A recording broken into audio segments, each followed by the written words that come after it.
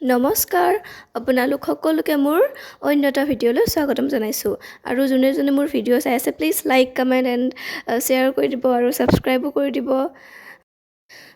আজিৰ ভিডিঅ'টো বিশেষকৈ আমাৰ চুলিৰ ওপৰত যে আমি চুলিখিনি কেনেকৈনো যত্ন কৰি ৰাখিব পাৰোঁ বা কি কৰিলে আমাৰ চুলিখিনি ভাল হৈ থাকিব তাৰ ওপৰত এই ভিডিঅ'টো দিছোঁ। চাওকচোন, আপোনালোকে ভাল লাগিলে ঘৰটো ট্ৰাই কৰি চাব পাৰে।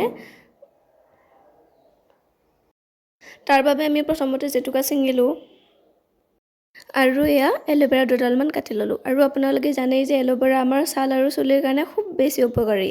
আৰু আমি বজাৰৰ পৰা যিবিলাক সামগ্ৰী ক্ৰয় কৰোঁ সেই সামগ্ৰীবিলাকতো আপোনালোকে দেখা পাব আমাৰ স্কিন ৰিলেটেড থকাবিলাকত এল'ভেৰা আমি প্ৰায়ভাগে দেখা পাওঁ।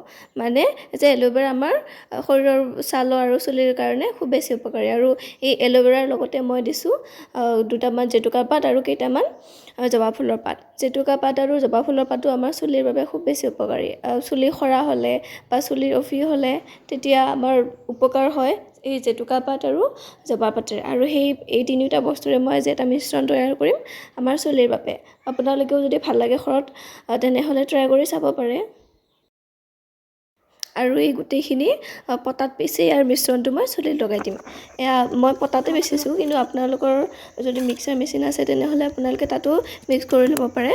কিন্তু পটাত পিচিলে হাতত এটা ৰং উঠে, জেতুকাৰ ৰং উঠে, আৰু সেই ৰংটো আৰু জেতুকাৰ এটা সুগন্ধ আছে যে সেই গোন্ধটো মই খুব ভাল পাওঁ। সেইকাৰণে বেছিভাগ মই পটাতে পিছোঁ। কোনে কোনে এই টিপছটো কৰি পাইছে জনাবচোন, আৰু আপোনালোকে কেনেকুৱা ফল পাইছে সেইটোও জনাব।